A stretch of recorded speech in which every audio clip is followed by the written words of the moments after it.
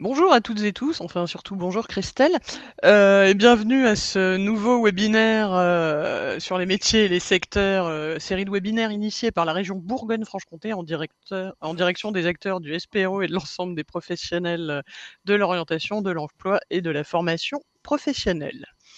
Nous vous proposons aujourd'hui une rencontre autour du BTP, premier webinaire de notre série de 3 webis sur les impacts de la transition écologique sur différents secteurs et du coup différents métiers. Nos intervenants de ce jour, et nous les remercions d'avoir répondu favorablement et positivement à notre sollicitation, sont Madame Véronique Bruchon, conseillère formation chez Constructis, Madame Adeline Char, City Manager à la Solive, Madame Vanessa Catherine, stagiaire à la formation et stagiaire de la formation professionnelle et futur diplômé de la Solive, et enfin Monsieur Jonathan Landemar, coordinateur secteur travaux publics au CFPPA de la Barotte. Donc, comme d'habitude, vous pouvez vous poser vos questions dans le chat. Voilà, en fait. Et je vais laisser la parole à Madame Bruchon. Bonjour, merci tout d'abord de nous avoir invités, Madame Perrin. Donc oui, je m'appelle Véronique Bruchon, je suis conseillère en formation chez Constructis Bourgogne-Franche-Comté. Constructis, c'est le code de la construction, et donc dans la construction, nous avons 3 branches professionnelles, le bâtiment, les travaux publics et les négoces de matériaux. Cela représente 8400 établissements sur toute la Bourgogne-Franche-Comté et 50 000 salariés.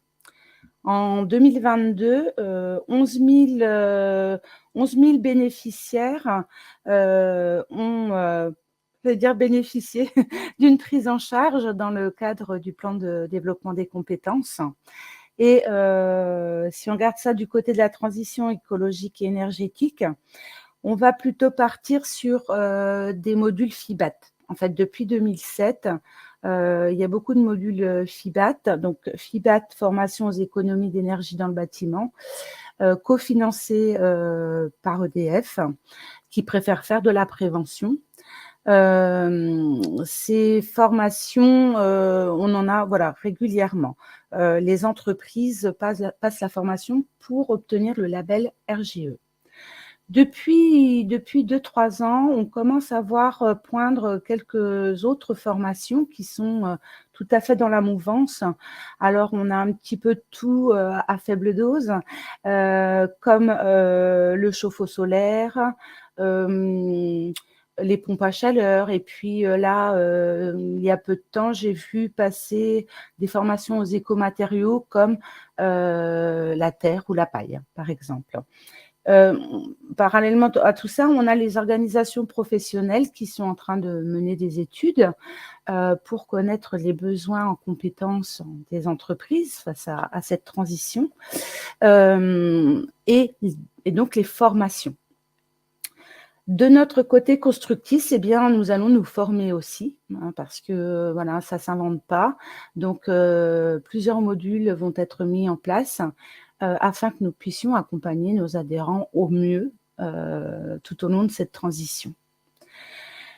Les entreprises vont donc devoir former leurs salariés et, je dirais, leurs futurs salariés. Mais comme vous le savez, toutes les entreprises recrutent, malheureusement, ne trouvent pas. Donc, là, ils sont face à 2 problématiques, du coup. Donc, alors déjà, les entrepreneurs ont compris que trouver un candidat qui est déjà formé, ça relève de l'impossible puisqu'il est déjà en poste. Donc, les entreprises s'attendent plus à trouver des gens qui ont des savoir-être. C'est-à-dire être à l'heure le matin, laisser un chantier propre, avoir une bonne conduite par rapport à la clientèle et face à l'équipe, etc. Donc vraiment, on va plus se baser sur des savoir-être et elles vont ensuite former les nouveaux au métier de base et là, également à la transition écologique et énergétique. Donc, pour aider ces entreprises à recruter, nous avons mis en place une stratégie. Donc cette stratégie, elle commence dans un premier temps par les ambassadeurs de la construction. Donc, les ambassadeurs de la construction sont à destination des personnes qui orientent, tous les prescripteurs. Donc ça n'existe qu'en Bourgogne-Franche-Comté. Et depuis 3 ans, voilà, c'est la 3e année, nous faisons tourner. Par exemple, donc il y en a sur chaque département. L'année dernière, c'était sur Dijon. Cette année, la Côte d'Or, ça a été à Fain-les-Montbard. Donc plutôt que de vous expliquer ce que c'est, je vais vous raconter ma dernière journée des ambassadeurs qui s'est passée début avril. Donc c'était à Fain-les-Montbard chez Doras, puisque ça se passe toujours chez un négoce de matériaux. Sont invités donc des prescripteurs. Donc il y avait beaucoup de gens de Pôle emploi, de la mission locale. Et puis il y a des associations, donc comme Graines, Sentier, les Jardins d'Arcadie, peu importe, toute personne qui pourrait orienter sur nos métiers. Et la matinée va être réservée à des échanges avec ces personnes afin d'essayer de rénover un petit peu l'image du BTP. Puisque effectivement, ce ne sont pas forcément des métiers faciles, mais il y a quand même beaucoup de choses qui ont évolué. Et puis, il y a quand même quelques fausses idées. Donc, ça se passe de façon très conviviale, avec notamment l'outil WooClap. Alors, c'est animé par l'ARIC BTP Bourgogne-Franche-Comté. Il y a eu un cahier des charges, c'était un marché public, qui utilise donc l'outil WooClap. Donc, il y a par exemple, la première question, c'est peut-être quel mot vous vient à l'esprit quand on vous parle des métiers de la construction. Les personnes répondent sur leur mobile et par un mot, 2 mots, ces mots vont apparaître à l'écran. S'ils sont cités plusieurs fois, ils vont apparaître de plus en plus gros. Et là, on va voir des choses comme, alors quand même des choses positives, mais aussi des mots comme difficile, intempérie, salaire bas, difficulté, etc. Et on va discuter pour essayer de comprendre pourquoi. On sait, hein. Après, on dit aussi aux gens, mais vous non plus, vous n'avez pas un métier facile quelque part. On explique que un bas salaire, par exemple, dans le bâtiment, au niveau de la convention collective, il y a quand même une prime de 30% qui est versée à chaque salarié en juin pour les vacances, etc. Donc voilà, toute la matinée. Et puis il y a les organisations professionnelles qui viennent se présenter. Et bien sûr, une personne des négoces, donc là, en l'occurrence de chez Doras, qui vient présenter ses métiers, qui va nous faire visiter son entrepôt, s'il y a un petit showroom, etc. Ensuite, on a un déjeuner pris en commun. Donc là, on a eu le bonheur d'avoir du beau temps. Et Doras nous a mis à disposition un barbecue. Donc voilà, on a tous mangé ensemble. C'était très sympathique. On a pu continuer à discuter. Et l'après-midi, il y a visite d'un chantier. Donc là, c'était la visite d'un chantier. C'était la restauration de l'église de Marmagne. Donc restauration du patrimoine, c'était très très intéressant. On remesure un petit peu le sentiment des personnes qui sont présentes en reposant les mêmes questions. Et là, on voit si effectivement il y a un écart entre le matin et la fin de la journée. En tout cas, ce sont des journées, moi, que j'adore.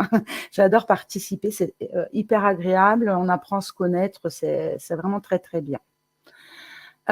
Ces ambassadeurs, comme je vous le disais, on les fait dans chaque département, donc dans les 8 départements de Bourgogne-Franche-Comté. On essaie de ne pas les mettre au hasard, c'est-à-dire que on essaie de les mettre dans les villes où il y aura quelques mois après une POEC, une préparation opérationnelle à l'emploi collectif, afin que les personnes que nous avons vues, si elles le peuvent, orientent les demandeurs d'emploi sur nos POEC. Ces POEC, on va les faire, c'est toujours des POEC innovantes, c'est-à-dire qu'il y a de la FEST, de la formation en présentiel, en centre, et bien sûr de la mise à disposition en entreprise. Donc la FEST, bien sûr, donc action de formation en situation de travail, est très encadrée par un organisme qui est habilité pour cela, puisque on préfère que la FEST et la disposition se fassent dans la même entreprise, si c'est possible. Donc il faut vraiment distinguer les deux choses, ce n'est pas du tout la même chose, parce que ça permet aux bénéficiaires de rester plus longtemps dans l'entreprise. Donc, le tuteur expert, hein, l'expert en entreprise, d'ailleurs, donc on accepte uniquement s'il est formé à minima au tutorat, hein, quand même. Il va y avoir des liens qui vont se créer, etc. On va pouvoir un peu plus voir plus longtemps si le salarié est motivé, enfin le demandeur d'emploi est motivé, etc. Donc, des POEC, on en fait minimum 20 par an, dont 2 HOPE, 2 sessions HOPE, donc pour les bénéficiaires de la protection subsidiaire. Suite à ces POEC, alors, on l'espère, ce n'est pas du 100%, bien entendu, mais il y a embauche. Alors, ça peut être directement dans le cadre d'un CDD, d'un CDI, d'un contrat d'apprentissage. D'ailleurs, les contrats d'apprentissage, on en a financé quand même 3600 l'année dernière, en Bourgogne-Franche-Comté toujours. En général, c'est plutôt une embauche en contrat de professionnalisation. Donc, soit du contrat de pro, soit du CPE, contrat de pro expérimental.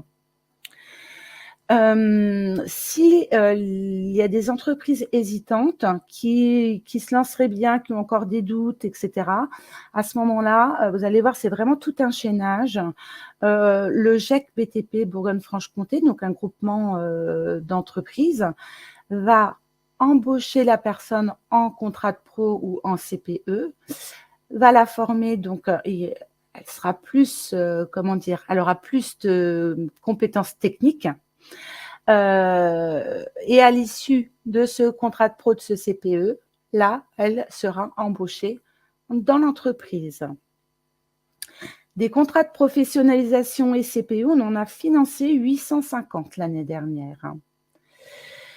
Ah oui, par tout ça, bien sûr, il y a aussi des formations de tuteurs. Donc, on en a financé 200, à peu près tous les ans, on en finance 200. Et là, cette année, nous sommes le 18 avril et nous sommes déjà aux 200. Donc, il y a explosion cette année. Donc, c'est génial parce que pour accompagner tous ces nouveaux entrants, pour les former aux techniques métiers et à la transition écologique, il faut des personnes pour les accompagner, il faut les fidéliser. Si on fait tout ça et qu'au bout du compte, on ne s'occupe pas d'eux, ils ne resteront pas et on aura perdu notre temps. Donc, ça serait vraiment dommage. Donc, voilà un petit peu ce que Constructis Bourgogne-Franche-Comté fait pour essayer d'aider au maximum les entreprises à recruter. Et je terminerai en assurant à toutes les personnes qui orientent, tous les prescripteurs, qu'on a besoin de vous et qu'on vous remercie quand vous orientez, quand cela est possible, des personnes sur nos métiers. Vous faites partie du chaînage et c'est génial. Voilà, merci. Ah, merci beaucoup. Après, je me dis, Je c'est vous en toujours prie. compliqué parce que c'est des métiers passionnants, mais il y a peut-être une mauvaise Oui, représentation aussi de l'évolution de ces métiers, ce qu'on se disait, hein, et ce dont témoigneront Vanessa et Madame Char et aussi Jonathan. Enfin, c'est des métiers super divers. La difficulté, je l'entends, hein, il y a pas de souci, mais c'est un peu comme tous les métiers. On n'est pas nécessairement posté, derrière un bureau, ce qui est fatigant à sa façon aussi, mine de rien. Mais du coup, c'est quoi le déficit vraiment d'image, dont souffrent ces métiers? Et pourquoi? C'est vraiment, ce sont des métiers sales, on est dehors, on va avoir des pathologies de toutes sortes parce qu'on porte des charges.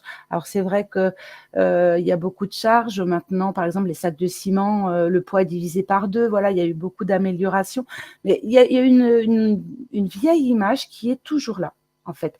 Donc voilà, ça fait 3 ans qu'on met en place ces journées et on espère petit à petit, rafraîchir cette image qui date et qui n'est plus à jour. Et enfin, et en plus de ça, il y a tellement de possibilités d'évolution. Enfin, moi, bien sûr, je suis conquise, moi. Le BTP et les négoces, j'adore. En plus, c'est très convivial. J'adore ces branches professionnelles. Donc, Bah d'accord, bah merci beaucoup. Du coup, merci à j'avais vous. aussi, j'avais aussi invité Madame Catherine. Auriez-vous la possibilité d'allumer votre micro, Madame Catherine, s'il vous plaît? Bonjour. Je vous vois. Ah non, on ne vous entend pas. Micro pas mis. Micro pas. Si, micro mis, mais entendez-vous, Madame Catherine? C'est ça, quand je vous disais, des fois, il y a des petits problèmes. Non, je pense que tu nous entends, mais qu'on t'entend pas. Ouais, en fait, ça va être. Enfin, on va pas se le faire en langage des signes. Alors, quelle est votre histoire professionnelle? Euh,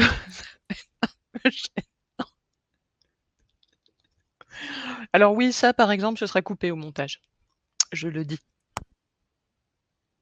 Roger. Est-ce que ça marche Mais ça avec marche trop bien. Le l'écouteur? casque, c'est la vie. Ça y est? Oui, C'est top. parfait. Donc bonjour. Bonjour et merci de participer à Eh bien, bonjour. ce formidable webinaire sur les métiers du BTP. Du coup, je vous t'ai invité parce que je trouve que ton parcours est un peu atypique. Et si c'était Ouais. possible, dans un premier temps, est-ce que tu pourrais nous raconter ton histoire professionnelle, s'il Ouais. te plaît? Alors du coup, moi, je viens du secteur de l'humanitaire. Donc, j'ai fait l'école Bioforce à Vénissieux où j'avais le métier de responsable support, donc finance, RH et logistique, où j'ai travaillé donc plusieurs années à l'étranger, en Afrique notamment. Donc ça, c'était la base du parcours. J'ai ensuite voulu rentrer en France pour m'orienter sur des métiers qui avaient un peu plus de notions écologiques. Donc, j'ai repris des études dans l'économie sociale et solidaire, où là, du coup, j'ai pu intégrer, en plus du social, des notions environnementales qui me manquaient quand même un peu dans l'humanitaire. Donc, j'ai travaillé pendant 4 ans donc dans le secteur de l'économie sociale et solidaire. Et il me manquait quand même encore toujours l'aspect encore plus environnemental, écologique, etc. Et j'aimais quand même beaucoup la partie logistique en humanitaire. J'aime beaucoup être sur le terrain, être avec les gens, etc. Et j'ai toujours eu un attrait pour tout ce qui était le bâtiment, voilà, pour faire large. Et donc, j'ai découvert la Solive Ce qui est un peu l'année atypique. dernière. Ce qui est un peu atypique. Complètement, Oui, c'est parce que voilà. complètement, ouais, Ma ouais. question c'était, oui, comment t'es venu à cette formation? Oui, monsieur Landemar, j'ai plein de stéréotypes. Et alors? Et ben du coup, voilà, je voulais vraiment rester un peu dans l'aspect logistique, terrain, etc. Le métier des bâtiments m'intéressait, sans vraiment savoir ce que c'était en fait. Ça m'intéressait de loin. Donc j'ai commencé à me renseigner, j'ai trouvé plusieurs écoles comme OICOS, l'ASDER, etc.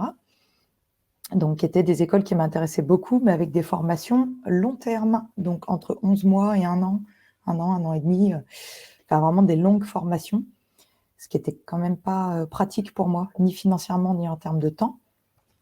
Et par hasard, pendant une réunion de la Gonette, qui est la monnaie locale lyonnaise, on nous a parlé de la Solive. Donc voilà, Solive, qui est aussi une école du coup de rénovation énergétique, mais avec une formation courte. Donc c'est une formation sur 3 mois et demi, qui regroupe tout ce que je recherchais, avec un temps beaucoup plus court, donc beaucoup plus pratique pour moi et pour tous les collègues qui font la Solive, j'imagine. Du coup, C'est super intense aussi. la formule pratique. Mais par contre, super intense. Il faut être prêt à ça, hein, parce qu'on sort avec quasiment le même diplôme que d'autres écoles de rénovation énergétique. On dirait on sort avec les mêmes connaissances et compétences, sauf que nous, on le fait en 3 mois et demi au lieu de 9, 10 ou 11 mois. Donc, ouais, il faut être prêt à ça, hein, clairement. Et du coup, à terme, j'ai bien compris, rénovation énergétique, ça te prépare à ça. Ouais. Mais ça consiste en quoi? Moi, je me pose la question, c'est quoi la rénovation énergétique? Alors, la rénovation énergétique, ça va englober tout ce qui est décarbonation du bâtiment. Donc, c'est-à-dire aujourd'hui, un bâtiment pollue énormément. Les bâtiments polluent, que ce soit en construction ou en rénovation. Et donc, à la Solive, nous, on est formés justement à rénover les bâtiments qui sont dits passoires thermiques pour pouvoir les sortir de cet état de surconsommation et pouvoir permettre aux gens, ou après, nous, on est spécialisé dans ce qui est maison individuelle, mais ça marche aussi pour les tertiaires, hein, de pouvoir habiter dans des maisons qui ne sont plus des passoires thermiques et qui consomment beaucoup moins. Donc, il y a aussi un aspect social dans la rénovation énergétique. On peut laisser les gens dans des immeubles ou dans des habitations individuelles vivre dans des bâtiments pitoyables et dans ces sales états. Clairement pas. Et en même temps, le côté environnemental, parce qu'on peut rénover avec des matériaux biosourcés, par exemple, tout en permettant de moins consommer. Parce qu'un bâtiment qui est bien isolé consomme quand même beaucoup, beaucoup, beaucoup moins. Donc, pollue beaucoup, beaucoup, beaucoup moins. Et pollue beaucoup, beaucoup, beaucoup moins aussi. Et Voilà. du coup, si c'est fait avec des matériaux éco-responsables, ou C'est encore biosourcés. mieux. Voilà. Après, c'est une question de budget. Ça coûte toujours plus cher de rénover avec du biosourcé. C'est déjà très bien de pouvoir rénover, même si ce n'est pas du biosourcé. Après, voilà, moi, je m'oriente plus sur des métiers où on va travailler sur du biosourcé, mais ça, c'est un élément en plus. Oui, et c'est peut-être aussi pour ça que tu l'as fait, ce métier-là. Tout à fait, complètement. Parce que du coup, en plus, derrière, tu vas aller travailler directement, enfin, plus ou moins directement une fois puisque Vanessa est bientôt diplômée en plus. Non. Diplômée, je ne sais pas, mais bientôt fini. Dans 5 Je dis jours. ça sous couvert d'Adeline. Ouais. C'est futur diplômé potentiellement. Enfin. Ouais, normalement, j'espère, ça devrait aller. Là, c'est le rush de fin où effectivement, on est en train de rendre un rapport d'audit énergétique qu'on doit faire. C'est un peu le mémoire de la Solive, en fait. Donc, voilà, c'est bientôt la fin. On est sur la dernière semaine, là. Et du coup, tu as trouvé du travail derrière? Tout à fait. Du coup, chez Oikos, qui est l'autre école de rénovation énergétique, mais orientée plus biosourcée, du coup. Et là, c'est pour un poste. Alors là, c'est vraiment pour commencer, c'est un poste plus de développement, pour développer l'école, les aider à trouver des financements, faire plus de communication, partenariat, etc. Justement pour trouver un maximum d'étudiants qui sont intéressés pour faire cette formation, sur la version plus longue que la Solive, par exemple. Ils font également plein de petites formations plus courtes. Après, moi, à terme, à moyen terme, le but, ce serait quand même de reprendre un poste plus terrain, un poste de maître d'œuvre qui m'intéresse un peu plus, donc pour accompagner justement les rénovations directement auprès des artisans. Et si tu devais... Enfin, pour toi, quelles seraient les qualités, compétences qu'il faut pour exercer ce métier? Enfin, ou ces métiers dans le bâtiment. Oui. Alors déjà, il faut de la patience. Quand on travaille dans le BTP, c'est toujours un peu compliqué. On est entre les clients, les maîtres d'ouvrage, les artisans, selon si on est dans du privé ou du professionnel, il peut y avoir quand même beaucoup d'acteurs. Donc, il faut quand même être patient. Il faut aimer travailler avec l'humain. Ça, je pense, c'est la base en fait. C'est clairement la base du métier. Parce qu'on va quand même avoir beaucoup d'interactions avec beaucoup de gens différents. Et après, il faut être organisé. Il faut être organisé parce que ça reste des métiers quand même assez précis.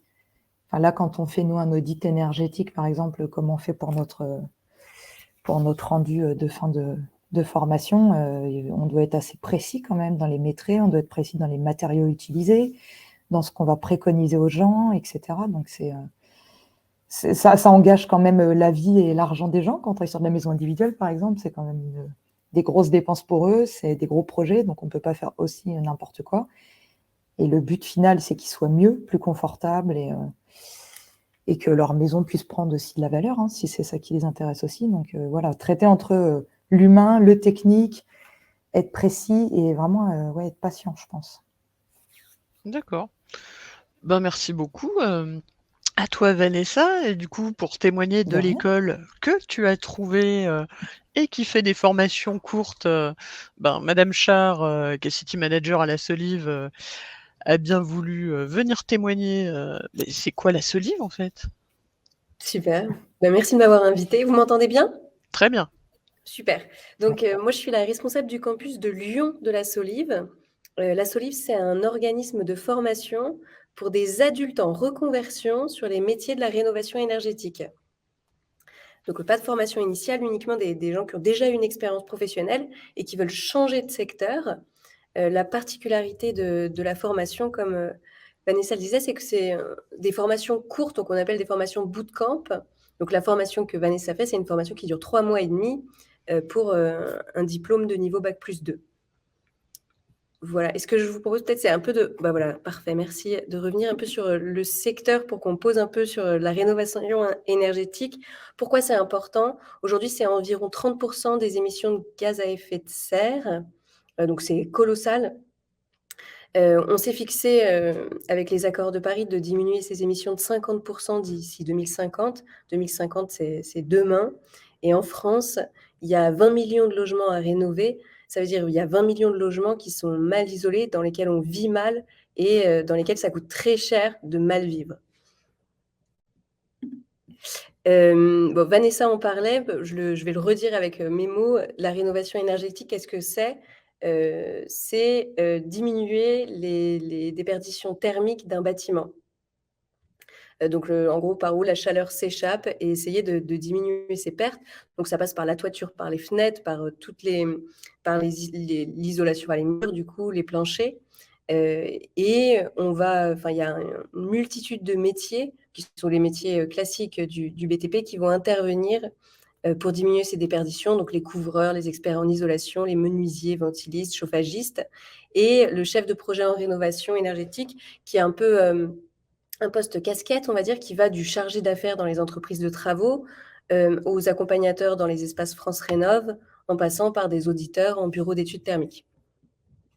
Voilà, et le sixième, qui est le poste que Vanessa est en train d'aller chercher. Aujourd'hui, on a des ambitions colossales sur la rénovation énergétique. Et le premier frein, c'est le manque, Véronique en parlait tout à l'heure, toutes les entreprises du BTP et plus particulièrement de la rénovation énergétique recrutent massivement et ont du mal à aller chercher des recrues.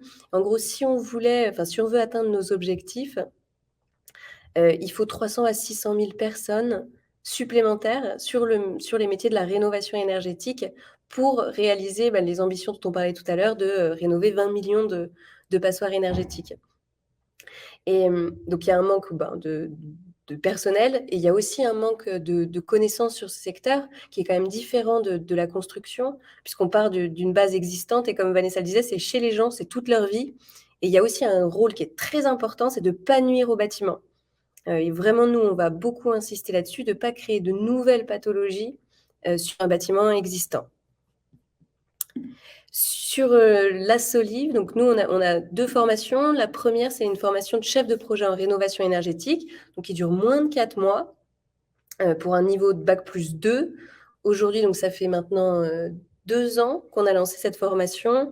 Et à 6 mois de la fin de la formation, on a 90% de taux d'embauche, donc à la fois dans des entreprises de travaux, bureaux d'études ou espace France Rénov' ou métropole, public, pardon. Et globalement, les élèves sont plutôt contents de l'expérience. Bon, c'est peut-être pas le bon moment de demander à Vanessa parce qu'elle est dans la dernière ligne droite, elle doit rendre son mémoire lundi. Mais globalement, si elle est là pour témoigner, j'imagine que ça ne devait pas être un moment trop horrible. Donc, le chef de projet sur la partie compétences, c'est vraiment réaliser l'état des lieux d'un bâtiment. Donc, ce que Vanessa disait, les métrés, les systèmes, comment est composé le bâtiment, qu'est-ce qu'il y a dans les murs, c'est quoi les systèmes constructifs, comment est-ce que je vais isoler cette enveloppe selon les besoins du propriétaire du bâtiment et sans abîmer ce bâti. Comment est-ce que je vais améliorer les systèmes qui y a à l'intérieur du bâtiment, donc la ventilation, le chauffage, l'eau chaude sanitaire, l'électricité. Comment est-ce que je vais monter ce dossier financier de rénovation, avec quelles aides, avec quel levier, notamment bancaire, quel prêt je peux aller chercher et quelle rentabilité je vais obtenir, quand est-ce que ces travaux vont être rentables pour moi. Et puis ensuite, planifier ces travaux, accompagner le maître d'ouvrage et puis bien aussi mesurer la réalité de l'économie d'énergie qui a été réalisée. Et on a une deuxième formation qui est une formation de niveau CAP, qui est une formation d'installateur de pompes à chaleur qu'on a lancée il y a 1 mois à Paris et à Villeurbanne, à Lyon, en fin d'année. Donc, qui est une formation cette fois en alternance avec 8 semaines à l'école et ensuite 1 semaine par mois pendant toute la période d'alternance en entreprise. Alors, sur les débouchés, c'est ce que je vous disais tout à l'heure, c'est à peu près réparti de façon équivalente entre de l'évaluation énergétique dans des bureaux d'études, des fonctions technico-commerciales, donc de chargé d'affaires, de chef de projet, de commercial sédentaire. Donc, c'est des personnes qui travaillent dans des entreprises de travaux et qui vont aller se rendre chez les particuliers pour dimensionner leur projet de rénovation et qui vont faire une proposition la plus pertinente possible de travaux. Des assistants en maîtrise d'ouvrage, donc qui vont accompagner ces travaux, et puis des conducteurs de travaux, des coordinateurs de travaux, toute la partie opérationnelle de ces travaux. Je me suis amusée, entre guillemets, à faire une petite extraction sur le site de l'ADEME sur la Bourgogne-Franche-Comté. Pour info, donc en France, il y a 17% des logements qui sont des passoires énergétiques, donc dans lesquels on vit mal et ça coûte très cher de se chauffer. Donc, c'est des DPE F ou G. Et en Bourgogne-Franche-Comté, il y a 20% des logements qui sont des passoires. Donc, ça veut dire un logement sur 5. C'est colossal. Et il y a du job. Il va y avoir du job pour rénover ce parc. Et l'intérêt de la rénovation énergétique, mais des métiers du BTP en général, c'est qu'il y a des postes autour des métropoles, des grandes villes, mais il y a des maisons à rénover partout, dans tous les départements, dans la Nièvre, dans le Jura. Il y a ces passoires énergétiques. Donc, c'est un job qui est hyper local. Après, on se disait qu'il y avait un campus à Lyon, à Paris, à Nantes, à Caen, en Bourgogne-Franche-Comté. En Haute-Côte d'Or, préférentiellement. Bonne idée. Il y a effectivement, parce que c'est un des critères, il y a des gros besoins. Il fait froid l'hiver, il fait chaud l'été. Non, il fait aussi froid l'hiver, en fait. Oui. L'été aussi, il fait froid. C'est l'avantage de la Bourgogne-Franche-Comté. Merci infiniment, Madame Char. Moi, ce que j'aimais bien chez vous, c'était le côté bootcamp, justement, formation courte et qui peut justement faire un peu le pendant des formations qui font 1 an ou parfois 2, en fonction du type de... Exactement. Nous, on ne remplace pas ces écoles qui proposent des formules sur 1 an ou 2 ans. En fait, nous, on s'adresse à des gens qui n'auraient pas les moyens financiers ou le temps ou l'énergie de se lancer dans un parcours long. Donc, nous, on va chercher ces gens qui, sinon, peut-être, ne se seraient pas tournés vers les métiers du BTP ou de la rénovation énergétique parce qu'ils n'ont pas les moyens de retourner 1 ou 2 ans à l'école.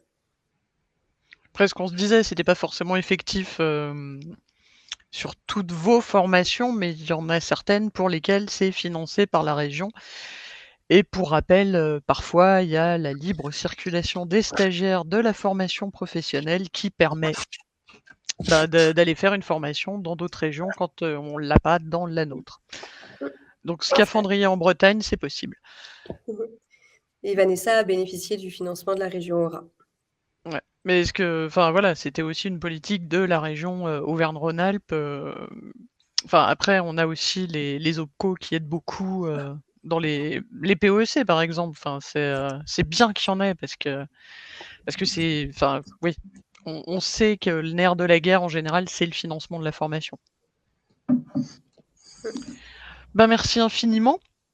Parce que là, on était sur la rénovation du bâti existant, mais des fois, il faut aussi construire avant de rénover ce qui eût existé. Et avant de construire, il faut les fondations de ces bâtiments. Et c'est en cela que nous avons invité Monsieur Landemar du CFPPA de la Barotte en Haute-Côte d'Or, c'est-à-dire vers Montbard. C'est Encore plus haut. encore plus haut. Ouais. Il n'y a pas encore plus Châtillon-sur-Seine. haut. Après Montbard, il n'y a plus rien. Si. Il n'y a pas une mer et puis c'est la Et fin non, du monde. non, il y a bien Châtillon-sur-Seine encore.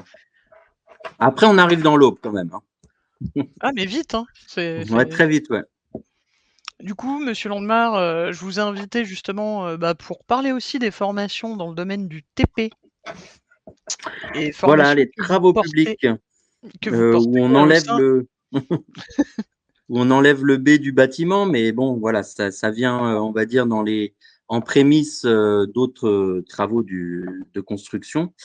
Et notamment, nous, au CFPP à la Barotte, on a développé un titre de conducteur d'engin de travaux publics qui existe depuis de nombreuses années et donc qui est proposé à différentes typologies de publics, hein, donc des demandeurs d'emploi, formation financée région, avec la mobilité du stagiaire. Donc un scaphandrier breton peut devenir conducteur d'engin en Bourgogne. Et on a également cette formation sur des apprentis, des salariés d'entreprise également. Ça peut être financé par les OPCO sur des blocs de compétences, bien entendu. Donc, le conducteur d'engin, c'est celui qui conduit tous les véhicules qui sont plutôt jaunes sur le bord des routes, mais pas que, hein, il y a aussi d'autres couleurs. Et donc, c'est tout ce qui va être pelleteuse, tombereau, tous ces gros engins qui modifient un petit peu le terrain. Alors, voilà, ça peut être aussi de la rénovation, hein, parce qu'il y a des ouvrages de génie civil qui sont en fin de vie, on va dire, hein, des ponts, des tunnels, etc. Nous, on peut intervenir aussi, le conducteur d'engin, il peut intervenir dessus. Et sinon, on va être sur des ouvrages de canalisation, des terrassements plus ou moins importants, des carrières aussi, s'il faut extraire du matériau. Et puis, il y a aussi le secteur de la démolition. Ouais, mais c'est ce qu'on se disait la dernière fois quand on a discuté ensemble. Enfin là, par exemple, pour info, enfin madame Bruchon le sait, mais pour les gens qui ne sont pas de la région, à Dijon, par exemple, ils sont en train de mettre, des usines de méthanisation. Vers chez toi aussi, je crois, Jonathan. Tout à fait, oui, Du très coup, gros. à un Ouais. moment, les canalisations, faut bien les creuser pour relier les. Absolument. Il faut C'était faire ça les mon tranchées, en aspect. tout cas, qui vont accepter ces canalisations et qui peuvent être du gaz, qui peuvent être de l'assainissement, de l'eau, etc. Donc, alors après, nous, on est là vraiment pour creuser les terrains, les terraformer, etc. Et puis, dans le métier des travaux publics, dans les métiers des travaux publics, il y a aussi le canalisateur qui, lui, va poser les tuyaux, les relier ensemble, etc. Voilà, donc nous, on utilise du coup différents engins qui ont bien évolué quand même au niveau technique, technologique pour se plier. On va dire qu'on n'est pas le métier le plus écologique, loin de là, mais c'est vrai que les engins ont été quand même renouvelés et il y a une grande part d'électronique maintenant qui prend en compte le fait que l'engin utilise le moins d'énergie possible et avec des systèmes d'arrêt automatisés, de ralenti, etc. Et donc tout ça pour voilà, consommer le moins de fuel possible. Voilà, alors la formation, elle est organisée, elle a été rénovée cette année, elle est en cours d'homologation pour sa rénovation auprès de France Compétences, hein, sur 3 blocs de compétences. Un bloc d'opération hors conduite, puisque le conducteur d'engin, il n'est pas tout le temps dans son engin. Il est amené aussi à intervenir au sol. Il est amené à implanter son ouvrage. c'est-à-dire mettre des petits piquets à l'endroit où on lui demande de creuser sur un plan. Donc, il faut savoir lire un plan, il faut savoir faire des calculs de base type périmètre, air et volume.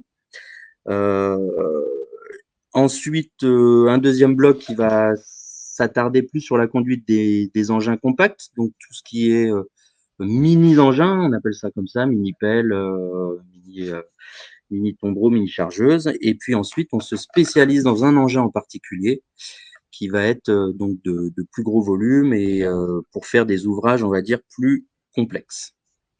Voilà, donc pour les demandeurs d'emploi, financement région, donc ça sous-entend que la formation est financée dans son intégralité, hein, donc c'est très attractif pour ces statuts. C'est 735 heures chez nous et 315 heures en entreprise sur plusieurs périodes différentes. Pardon. Oui. Question, vous avez un pool d'entreprise ou pas? Parce que des fois, c'est toujours compliqué de trouver un employeur ou une Ah ben, entreprise. on a la chance Voilà. d'avoir aussi un public d'apprentis et du coup, oui, on connaît bien les entreprises. Elles sont très, voilà, oui, je peux Oui, dire que oui. ma question était con à la fois parce Non, que il y a une elle est pas bête, mais un peu. non, non, non, non. Et d'ailleurs, nous, on a la particularité d'avoir un titre qui nous appartient. On n'a pas de ministère de tutelle, on n'a pas de tutelle, donc c'est nous qui fabriquons notre diplôme, mais on le fait pas tout seul. On le fait avec, bien entendu, les entreprises pour savoir un petit peu quels sont leurs besoins et comment on peut adapter le diplôme, bah, voilà, selon les besoins des entreprises. Donc oui, pool d'entreprises, oui, on en connaît beaucoup. Les compétences attendues pour être un conducteur d'engin, bah, c'est bien sûr apprécier le travail en extérieur, malgré tout, hein, par tous les temps. On pense souvent au froid et à la boue, mais moins au chaud, au très chaud et à la poussière. Moi, je dirais qu'il faut avoir des compétences de concentration sur une longue durée parce que voilà, il faut toujours, on est sur un ouvrage qui peut durer des fois un certain temps et voilà, il faut beaucoup de concentration. Bien entendu, la sécurité, ça va être primordial dans la conduite de ces très gros engins. Donc là, c'est pareil, faut avoir quand même un esprit un petit peu réfléchi et faire attention aux autres. Et puis, sur les matières plus théoriques, on va dire que voilà, quelques petites compétences en mathématiques sont appréciées justement pour tout ce qui est calcul au préalable avant d'intervenir avec son engin. La formation, donc c'est un titre qui est de niveau 3, donc niveau CAP. Donc, qui laisse une grande part, on va dire, à la pratique. C'est comme ça qu'on l'a fabriqué, ce titre, mais qui n'empêche pas, bien entendu, de poursuivre ses études. Dans les métiers des travaux publics, en poursuite d'études, on peut devenir chef de chantier, conducteur de travaux, on a entendu le mot tout à l'heure. Et puis, on peut aussi aller vers tout ce qui est géomètre. Et puis, il y a de plus en plus de technologies qui entrent dans les métiers, notamment bah, tout ce qui va être, on va dire, chantier numérisé, on va dire, de A à Z en amont de l'intervention des engins. Donc, ça peut être de la photogrammétrie avec des drones, ça peut être tout un ensemble de métiers aussi, un peu plus qualifiés voilà, que ce qu'on propose nous, mais qui sont déterminants et qui vont l'être de plus en plus dans les différentes interventions des travaux publics. Voilà. Donc nous, comme ce qui a été dit, hein, difficulté de recrutement, c'est dingue de se dire ça, mais le métier est en tension. Il y a énormément d'offres d'emploi et de demandes de la part des entreprises. Et nous, centre de formation, eh bien, nous sommes en recrutement permanent. Hein, c'est l'entrée-sortie permanente, mais on a des difficultés à trouver des stagiaires. Voilà, je le dis, c'est compliqué, c'est dramatique, mais c'est, je crois, à peu près dans tous les secteurs et voilà, c'est compliqué. Voilà, si vous avez des questions, je suis à votre service. Non, c'était assez clair en fait. C'était concis et clair. Je voyais l'heure tourner, alors je me suis dit, il ne faut pas dépasser 14 heures. Ah, si tu savais, on dépasse toujours d'habitude. Mais Ouais, là, j'imagine. webinaire qui finit à l'heure, je suis plutôt contente. Je couperai aussi cette partie. Donc on arrive à la fin. Je vous remercie infiniment toutes et tous pour avoir présenté, allez, je le dis encore un chouette secteur, et c'est dommage que ça recrute pas plus. Je sais pas, c'est peut-être le côté manque d'attractivité ou augmenter les salaires, payer à 10 000 € par mois, et ça me passera tout seul. Non, c'était trop ambitieux. Je Les salaires ne sont pas découpé. mauvais pour les conducteurs d'engins, par exemple. Vraiment, on peut Ah ouais? commencer. Ah oui, c'est très attractif. Donc, c'est même pas ça. C'est une idée reçue aussi. Ouais, tout à fait. Et ben voilà, casser mes idées reçues. Je sais pas si on peut trouver des grilles de salaire à part sur Cléor, pour aller voir, combien on est payé dans les métiers du BTP et du TP, mais et définir attractif aussi. Bref, en tous les cas, merci infiniment. Le prochain webinaire, aura lieu le 16 avril, et si on arrive à le monter, je le dis à chaque fois, ce sera toujours la transition écologique, mais sur le secteur de l'économie sociale et solidaire. Donc Vanessa, on vous réinvitera. Parce que vous avez Diplômé. tout fait. Du coup. Ouais, mais elle sera diplômée, ce sera voilà, en tous les cas, merci, à toutes, et Jonathan pour, votre intervention, et je vous dis, à une prochaine fois. Merci beaucoup. Merci à vous. Au revoir. Très bonne Merci. journée. Au Au revoir. revoir. Merci, au revoir. Au revoir. Au revoir.